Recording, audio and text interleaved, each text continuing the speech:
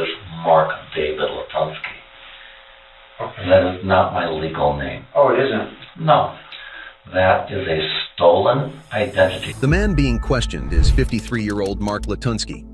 His delusions and violent acts are enough to send anyone spiraling down a rabbit hole. Before taking a seat in front of the investigating officers, Latunsky used his home as an altar, luring 25-year-old Kevin Bacon to his eventual slaughter. Mark David Latunsky was last, or at least the last record that I have of Mark David Latunsky was 1972. He was born in 1969. He has black hair, he has brown eyes, and he was born a cripple. What happened to Mark David Latunsky? I have no idea. Right off the bat, Latunsky exhibits extreme issue with identity. My mother had a funeral in 1981. I was raised by my sister. However, when I did my ancestry DNA, and I'm not a Latunsky, so I did the digging, and when I confronted the people that I was raised with, they said, "Oh, now you know." I said, "Okay, so who's Mark Latunsky?" Who knows? I have a birth certificate, but the dates on that birth certificate span 1969 to 1972. I don't know if that document is a death certificate for Mark Latunsky or not. My name is Edgar Thomas Hill. Latunsky has created a fantasy in which the world has been lying to him. Later, authorities would come to discover that he suffers from severe schizophrenia, which explains his theory about his true origin. What's your date of birth? I don't know. Okay. What is the name that you prefer to be called? The name that I go by is Olikos. The question is, what name do you want? There we go. And then the date of birth that you use. Unknown. Okay, so you sign, is that Wilk, W-I-L-K? That's Vilk. Vilk Olikos Vilkas. The question of Latunsky's sanity is rendered irrelevant by the gruesome tableau in his living room. Bacon hangs from the ceiling, mutilated and stripped of organs and flesh. Who is that man? Well, who, and again, when you talk to those, on those sites, you can get any name or no name. What sites did you meet him on? I think that one was Grindr. We chatted for a while. He described the things that he wanted. I did what I could bring those things about. And after we sat and made an agreement about what was going to happen, we made the agreement, and he was supposed to disappear, be gone. He continues to elaborate as to how he found himself in this predicament, believing to be a lost noble in a foreign land. We laid together for a while. He asked me to. I did. And finally, he says, "You know what? I'm ready."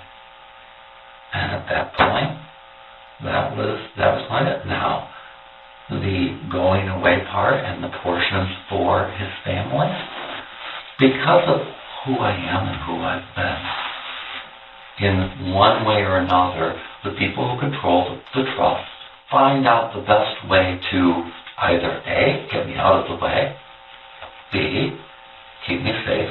So how does the trust have to do with the man in the basement? Well, or doesn't it? It does. It's hard to fathom how the officers questioning the cannibal remain so composed, as every minute reveals a new layer of insanity. So the man in the basement, when did he come to your house? We physically met in Swartz Creek. I had chatted with him, so I had a tremendous amount of detail of what he was looking for. You were trying to help him? Well, in that regard, I took everything that I had to set it up, and I put it into a bag. I laid it out in the trunk so that it was there in the back of the van, and then I got in the front said, you decide. He'd selected, he'd taken some and said, no, not this one, he picked it all out. He wanted to make sure that he was comfortable. What he wants is what he wants. So we went back to the house, and we've talked about, several things. What was I going to do? And part of it was the process of turning them into something that would grow tulips for his family. He says, but my family will never know that it's me. I says, no. Tulips are starvation food. They'll know that they'll have tulips. Well, after talking to him in multiple ways, I says, well, I could slit your throat. Here's the knife. I could do it that way. And I couldn't do it. I says, I don't know if that would be painless. And we debated it, all of the different ways. I said, I have a sword upstairs, but it's dull. It wouldn't work. I was afraid I would hurt it. The story is about to take a nosedive into the abyss. He's laying on the floor, and so when I went in, you obviously have on the picture there's the spray that went to the left, and then of course it was a matter of doing what I needed to do to complete what I told him I would do. Turn him into something that would produce life. And that's what I was in the process of doing. The officers, their faces etched with frustration, they have to sit through a lot of convoluted stories to find the partial truth. What you are about to hear only reinforces how deranged Latunsky really is. That was when it was like, uh-oh, I need to make sure that this is quick and not drawn out. I was trying to speed it up at that point because he was already unconscious. It was the realization of this wasn't enough, and that was when I hoisted and got all of that blood that was in the sand could go out into the flower bed. Sure. What makes this case so unique is how casual Latunsky seems to be about the gruesome murder. He attempts to spin a narrative of benevolence, a misguided act of compassion. If you don't mind, I was just curious, so how did you do that? Did you cook them? Did you... where did you do that? On the kitchen stove. Like with a frying pan? It was the griddle.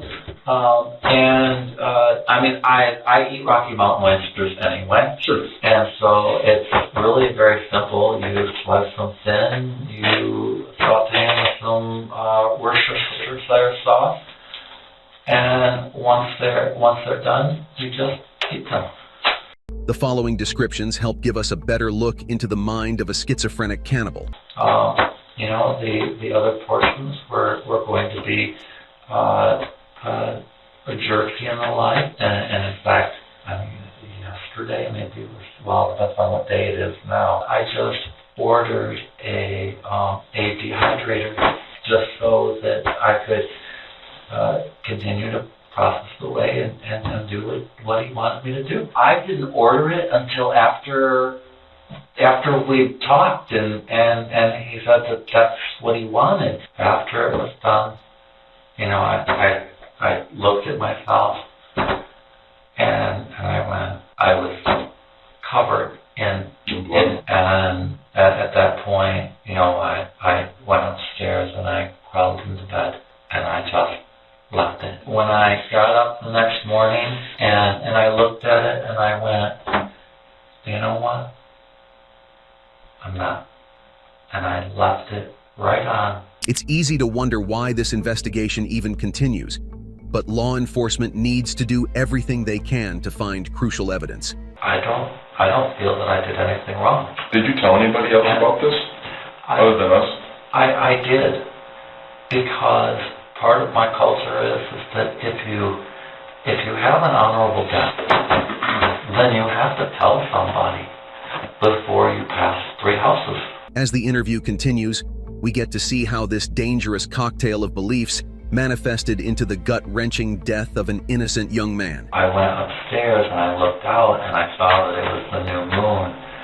That I looked at and I went, you know what? This is where I'll start. He was already gone. And you said you put Worcestershire on him. I put the Lee and Perrins Worcestershire sauce on it. Okay. And it's just, you know, the griddle is right there. And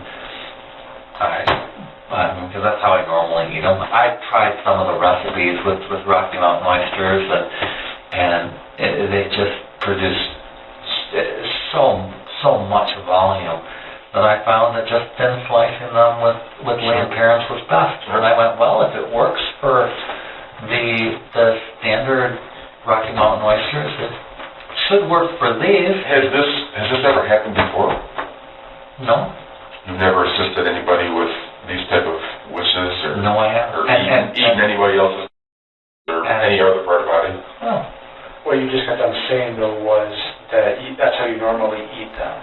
No. I have a carton of Rocky Mountain oysters, and I figured if it works for those, it should work for these. Nobody else in the room buys that Latunsky just stumbled into the crime he has committed. He describes the act as a meticulous artist. How many men do you think that you have helped with their fetishes? Or for how many years have you been, say, this type of a role? Well, prior to about 6 years ago, I was submissive. I was a switch. I get thank you letters or notes all the time from people all over the world. Do you know how many alpha males there are in the entire state of Michigan? How many? I've only met 2. And you're one of them. No, you're one of 3 then. If I classify myself as one, there are only 2 others that I've met in the entire state. And that includes your friend, correct? Well, I mean, he's in my pack. But if you were to talk to him and say, what's a lead ghost to you? He'd say, he's my alpha. He continues to describe the hierarchy of his unorthodox gay community, insisting on describing it as a kind of wolf pack, which pushes the investigators to ask a few more questions. Yeah. You had made reference. Is there a difference in what they're seeking? It's all over the board. Okay, so, and I don't know if you really directed you, because you've been honest with us, and Lucas, I appreciate that. I have a feeling this probably wasn't the first person where you helped them end their life. And maybe I'm wrong, but, and I'm not trying to be disrespectful. I'm trying to sit back and visualize how this all played out. And with your demeanor, you're so calm, and I'm just wondering, is this really the only person that that this has happened with? You're completely wrong. Okay. However, and I'm going to put a however in there. As we started the conversation, exactly where is Mark Latunsky? So at the property that you're at now, at the house right now, have you buried anything on the property? Have I buried anything on the property? Let me give you another piece of paper. Okay. If the house is here, okay, my dog Lad is buried here. Okay, so you buried a dog. I buried the dog. Respectfully. I have buried a horse. Have you buried anything else? Because I'm going to have a cadaver dog go out and just do a property sweep. To my knowledge, there is absolutely nothing there buried. Okay. Have you taken the life of anybody else? I'm just being... To my knowledge, no. Okay. Before both officers attempt to bring it home, they ask about a previous case reported before the murder of Bacon. Well, let me ask you this. On the topic of, is Kevin the only person that you've taken the life of? Back in November, the troopers came out because there was somebody who ran from your house. If that was a consensual act, at what point or what caused him to flee. All available information seems to indicate that the victim escaped by the skin of his teeth. What I will say, and I don't even remember the chap's name, is that he was playing along very well. He was freely walking around the house. There was no problem whatsoever. But he had full ability to get his own clothes.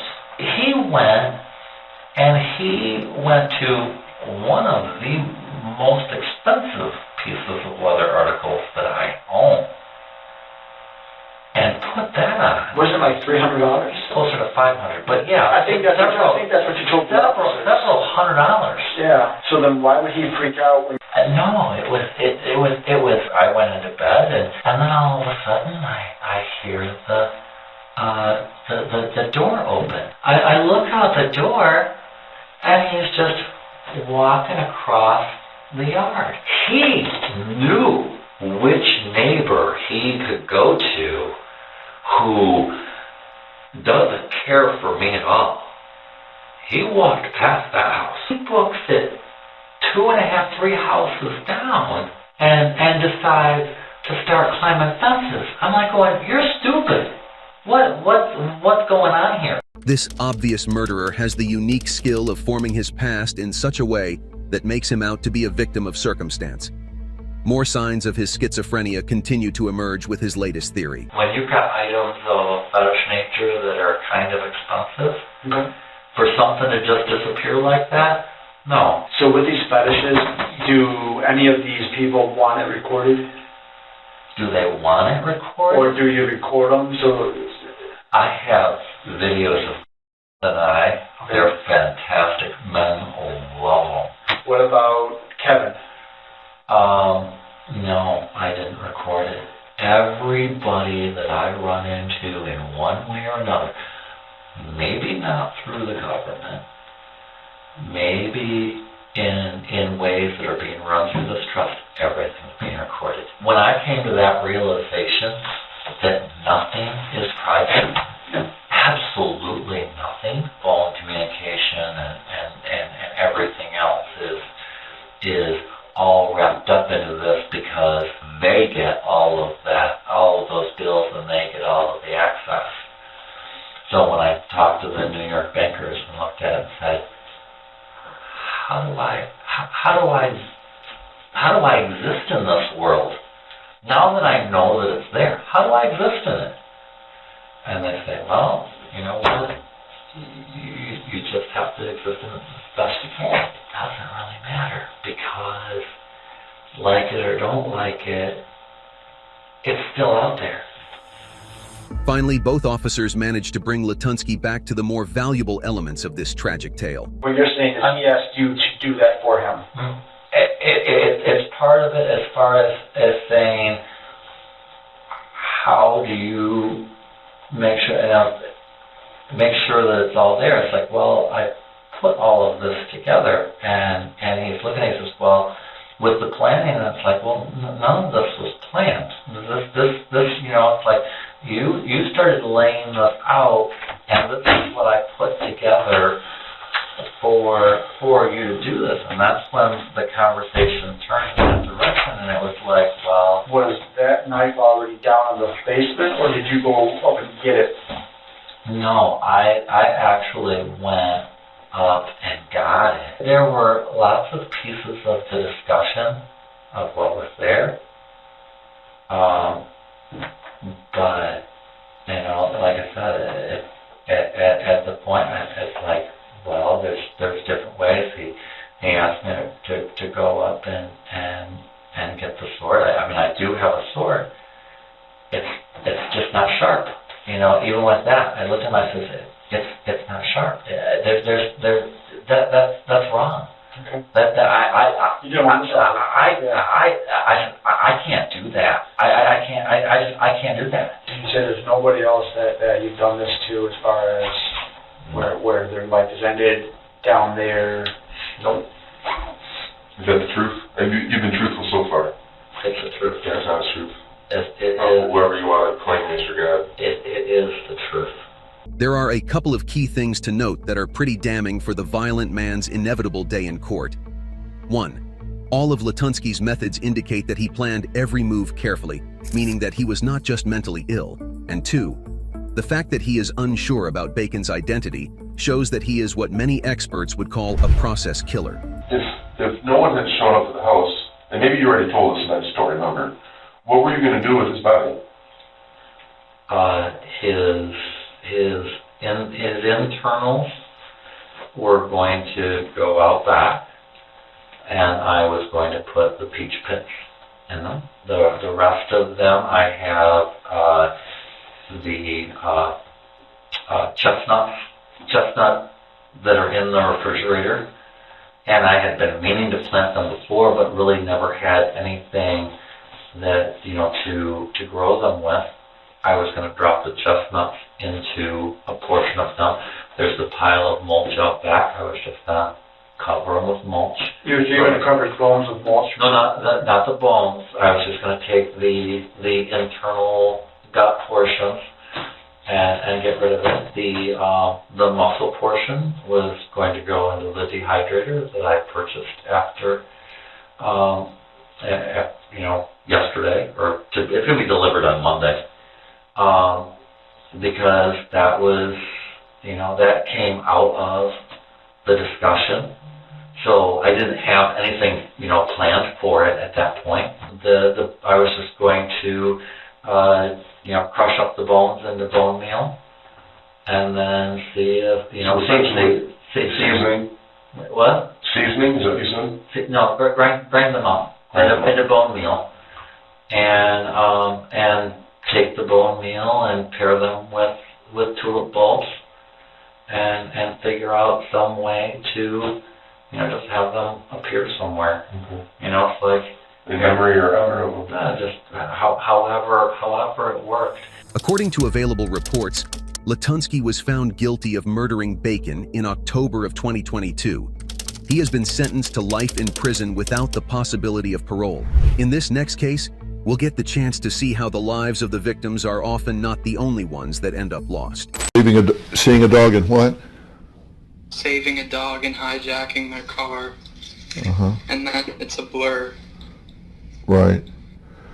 The young man speaking to worldwide sensation Dr. Phil is Austin Harif. He was plastered all over the news after the killing of loving partners John Stevens III, 59, and Michelle Mishkon, 53. Have you seen a picture of this couple Yes. since the incident? Yes. Authorities reported that Harif attacked Stevens and Mishon at the couple's home in Martin County. Officers on the scene claimed to find him biting Stevens's face.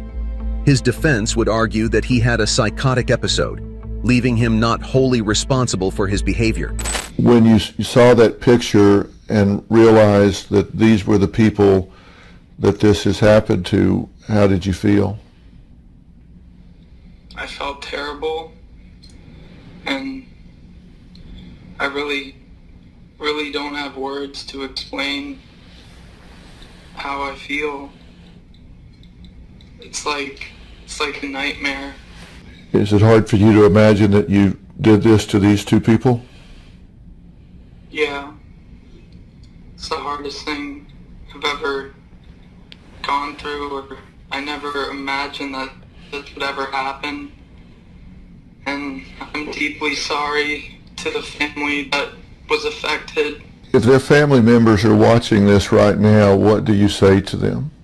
I'm sorry for their loss, and I hope that you can find it in your heart to forgive me.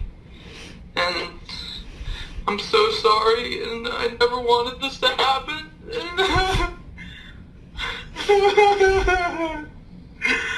I'm so sorry. It's like a nightmare. Austin, are you ashamed of what you did? Yes, yes, yes. Yes. I can imagine how it must feel to lose such a close relatives. And it was what happened to me. I I wouldn't know what to do, and I would be so sad.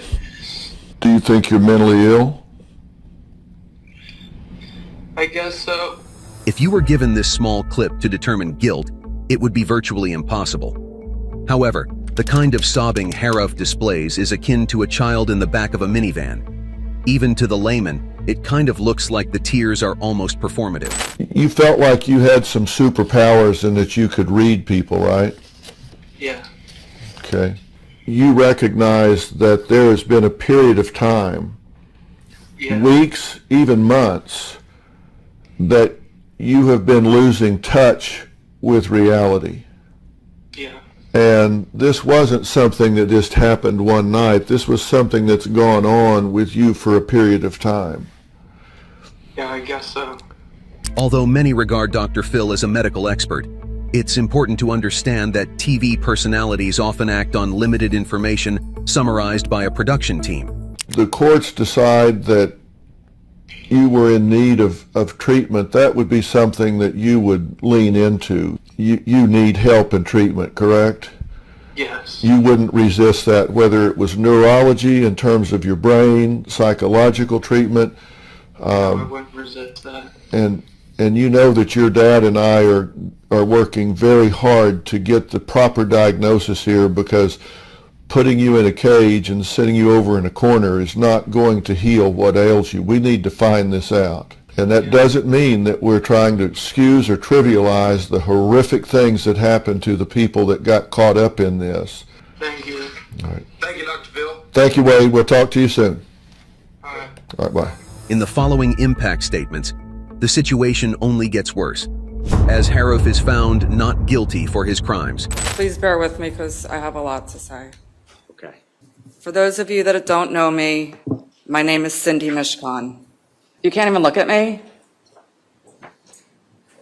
Ma'am, ma'am, if you would like Oh, to- wow, okay.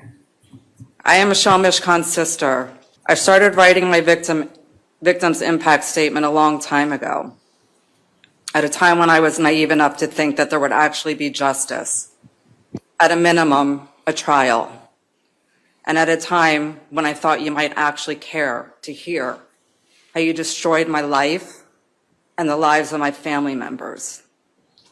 In my statement, I told you all about my sister Michelle, about her amazing blue eyes, about how we were only 16 months apart and best friends, and how I bought a house in Jupiter so we could grow old together, sitting on my patio watching the boats go by. Everything changed because I started listening to your jailhouse calls. Your parents repeatedly told you over and over, ad nauseum, that you did nothing wrong, that you have nothing to be sorry for, that you are a good boy. It's then a toss-up for me between two statements that were the hardest for me to hear. It made me realize that you just don't care. The first was having to hear your father refer to Michelle and John as those fucking people, with such hate in his voice, as if Michelle and John are somehow to blame for their own murders. The second was hearing your father tell you how he celebrated and took the entire office out for drinks the day the FBI lab report came back. Right away, these calls create a broader narrative. In one call, you liken yourself to a POW. In another call, you liken yourself to a Holocaust survivor. And in another call, you liken yourself to an African,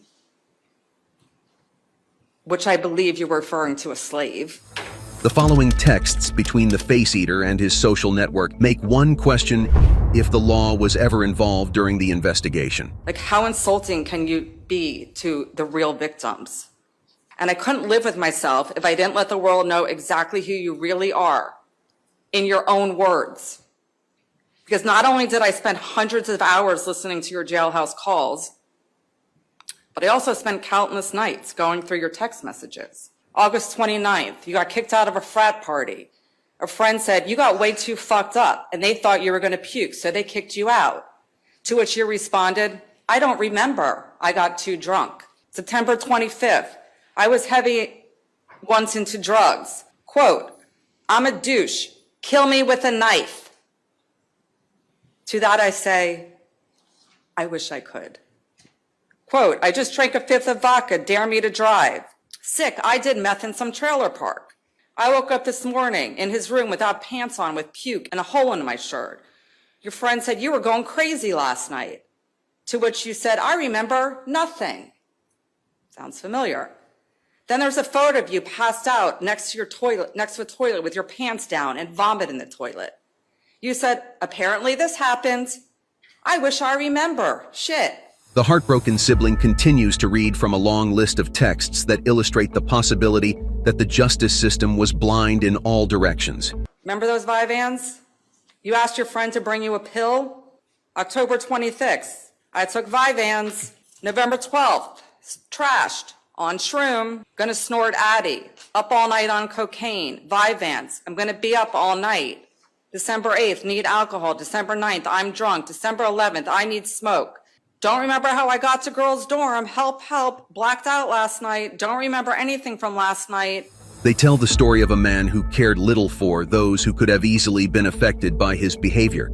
July 29th, you wrote, I find it funny that life really doesn't mean anything. Why the fuck not just do what you want? Just do the craziest shit you can.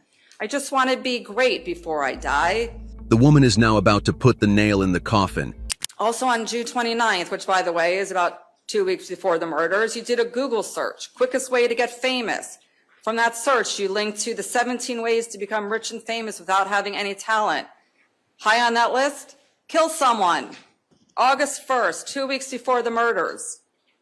You text, I'm gonna blow up, get bit, famous, or die trying. You did a web search for how do most people consume heroin. August 5th, 10 days before the murders. You do a Google search. How to know if you're going crazy. August 11th, 4 days before the murders. You texted a friend. Quote, I just know that for me, personally, the drugs are taking a toll on me. And I can't handle. August 13th, 2 days before the murders. You talked about how the drugs were hurting you. The drugs! Quote, the drugs made me vulnerable to evil. On August 14th, 2016, 1 day before the murders, you purchased a knife at the gun show. You were with your father, who claimed after the murders that you were well on your way to crazy by then. So wait, he let you buy a knife when he thought you were crazy? And then just 2.5 hours after purchasing that knife, you know what you did? You did a search about the Thanksgiving massacre, when someone killed 4 of their family members and pled insanity as a defense. Sounds like somebody plotting a murder to me. Once all of the information is on full display, it seems impossible that Haruf would walk free with a slap on the wrist. The same day before the murders, you wrote in your notes, quote, I can't be tamed. I can do whatever I want. Just know it has consequences. I was called the silent killer for a reason. I can be a good actor. And now we arrive to August 15th, the day of the murders. Your dad asked you on the afternoon before you killed my sister, did you throw the drugs out? You didn't answer yes. You know what you said to him? Learn. And what I found really enlightening was the comments of your friends on your text messages after you killed my sister. Maybe he did flakka. He was definitely on something. He did do flakka. Dude, he wasn't a psycho. It was the drugs. He's famous now, LOL. He got what he wanted. So I asked myself, why are we here today? Why is there no trial? Why is my family being denied justice? But yet here we are, opening the prison doors for a double murderer. 4 words come to mind. White, rich boy justice. This murderer goes from looking like a victim of his own warped mind to looking like a drug-addled maniac, hell-bent on ruining the lives of everyone around him. And in concluding, I actually am going to give a victim's impact statement, but it is not my own. It is the victim impact statement of my daughter. She was 12 years old and in 7th grade when they were murdered. She is on anxiety medication. She regularly sees a psychiatrist. She's afraid of her own shadow. A horrible thing happened to my family for no reason on August 15, 2016. An unimportant day for most, but for me, this is the day my life changed. I remember being in a great mood. That's when I heard a loud, indescribable sound coming from my mom's room. Was it laughter? Screaming? It was the sound of someone losing a loved one. When I asked my mom what happened, I didn't know that her answer would strip me of my childhood. She cried, "Someone killed your Aunt Michelle and Uncle John." Never could I have imagined that my two favorite people would be murdered in the comfort of their own garage, a place I had always felt safe. This happened 5 years ago. And yet there has been no trial, no justice. The man who killed them has a renowned legal team whose strategy is to delay the trial until the public's memory fades. Throughout this process, I have felt helpless, out of control. This feeling inspires me to help victims of violent crimes like my family. Being an attorney will give me back control, knowing that in the future I can give people the help my family didn't have access to. After racking my brain for every possible explanation, I have come to the conclusion that this happened for no reason. My aunt and uncle were killed for no reason. After the first sibling finishes her daughter's letter, she allows the next family member to speak her piece. I'm Jody Bruce. I'm also Michelle's sister. And there's really no way I could say everything I want to. I'm frustrated with our criminal system, our court system. I'm frustrated with the state attorney's office. And I'm upset that I don't feel anybody has paid attention or cared about this case in the way that they should have since day one. We've had a revolving door of attorneys. Not one of these attorneys sitting here today started on this case. The judges were rotated to different districts. And I think we're on our fourth victim's advocate. Coincidentally, she couldn't be here today. Victim's advocate, really strange name for that position. There was never any advocating for me or my family. She highlights the issues with Zoom call arbitration, replacing in-person proceedings. It's a 4 to 5 hour round trip drive here from where I live to the courthouse. And I've been to every hearing for 6 years. And like everything else did, things moved to Zoom during and following COVID. There was a hearing by Zoom and there were technical issues and I had no sound. At the next hearing, and the first that I couldn't attend in person, I asked our advocate to please be sure Zoom was working. She said, "I can't be responsible for that. The last time it happened, the judge said if it's important enough, then they will be here." We learned that the death penalty wasn't an option in the news. No phone call, no email, no heads up. Recently, we were informed that the state attorney's office gave up on a jury trial. And then less than a week ago, on my birthday, the day before Thanksgiving, that one of our experts won't testify because of a medical condition. And then the other was denied the opportunity to interview the defendant. And with that, they gave up on the case entirely. The woman makes a very convincing argument for the prosecution. Imagine all those texts you just heard and all that we've heard about no drugs in the defendant's system. But so important that everybody now knows who you are and what you did daily for over a year leading up to the murders. Like daily, clockwork. I read that a University of Florida law professor said that only about 1% of felony defendants try an insanity defense because the bar to succeed is so high. Job well done. It's a shame that the defendant in this case that you prosecuted now falls into that statistic. That is so sad. That is not justice. You're lucky. You're lucky your dad went back to work to pay for your defense. We're not as lucky. If it were not for the resources afforded to Haruf, he would likely be spending the rest of his life in a cold cell. Instead, he appears to have wiggled out of a punishment using his parents' money. She goes on to discuss her family's warmth and loss, and with the same breath, holds up a mirror to the conduct of Austin and his family. In the beginning, I used to consume my time, like my sister, listening to your jailhouse calls. All consuming. What does Austin have to say today? It must have been so nice to have a phone in your room so that you could stay connected with your family every day. And again, in his own words, this is crap. The crap they're putting me through. And I'm going to be here for another year and a half, which is what I'm pissed about. You must have been really pissed when the year and a half passed and you had like 4 more to go. As my sister indicated, you referred to my brother-in-law and sister as those fucking people. Interesting terminology to refer to 2 dead people that your son killed. Those fucking people.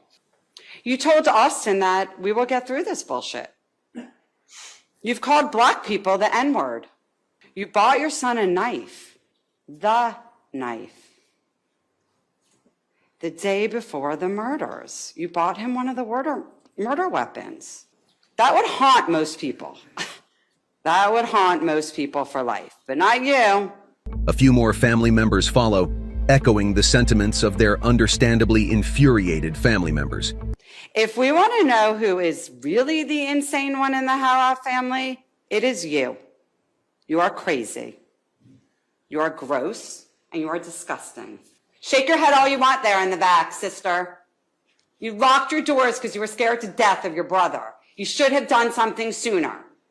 You both said your son acted strangely for weeks leading up to the murders. And you even set up an appointment for him to be evaluated. You should have done your job better, quicker. You should not be purchasing him knives. Gee, let's make him an appointment to be evaluated and now let's go buy him a knife. Did you really sit here for the past 6 years believing that toxicology report, thinking he didn't do drugs? I hate you. I hate you all.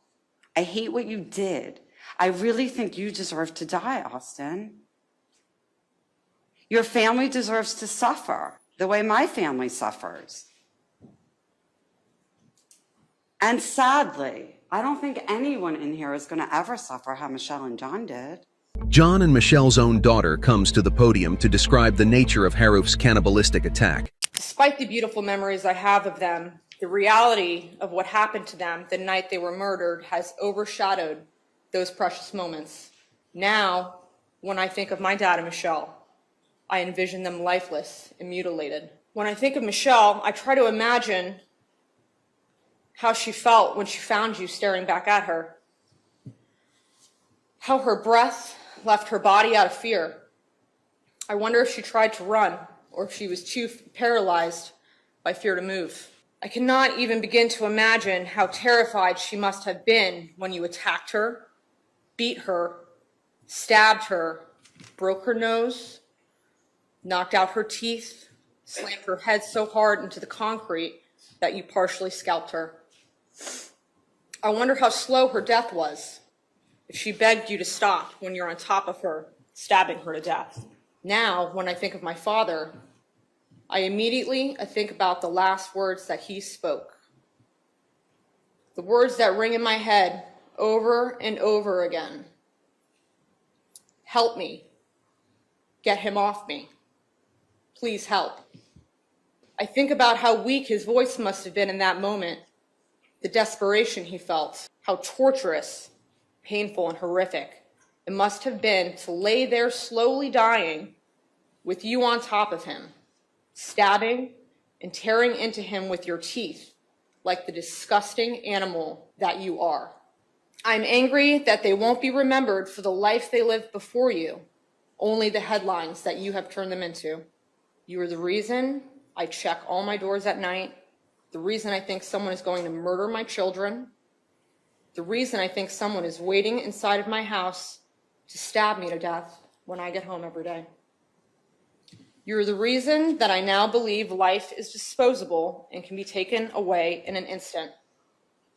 You are the reason I no longer have a father and a second mother, why my 2 beautiful boys will never have grandparents. If this weren't enough, Michelle's ex-husband, a legal expert, also gives his final words. When we were together, I was a prosecutor. I worked for Ms. Reno, the Honorable Janet Reno in Dade County. We were excited about our jobs. We recognized how important they were, but I'm not really sure how good we were. But we were always encouraged to do everything we can to protect the state of Florida, the rights of the people of the state of Florida. Gets to the point where you take your cases home with you. They become incredibly important to you. And until about an hour and a half or so ago, I assumed this case was well done. I assumed that every stone would have been untouched or touched. But there is not a soul that can sit in this courtroom, at least on this side, that recognizes that this is a failure. I don't know whose failure it is. I believe in our system. I know it's not perfect. But how there can be a sense of accomplishment or a sense of this is ending or a sense of we did the best we possibly could, there's not one soul in this courtroom that thinks that happened. We were always told that we represented the rights of the people of the state of Florida. We did everything humanly possible. We lost cases. We decided not to prosecute cases, but we never gave up. A doctor with the state, Gregory C. Landrum, wrote, "As a result of this condition, it is opined that Mr. Haroof was unable to distinguish right from wrong." I seen the guy with the baseball cap laying there, and then I seen something else and I didn't know. Oh my God. Horrible. This body cam footage shows how devastating crimes can be when seen up close. Shot face or head.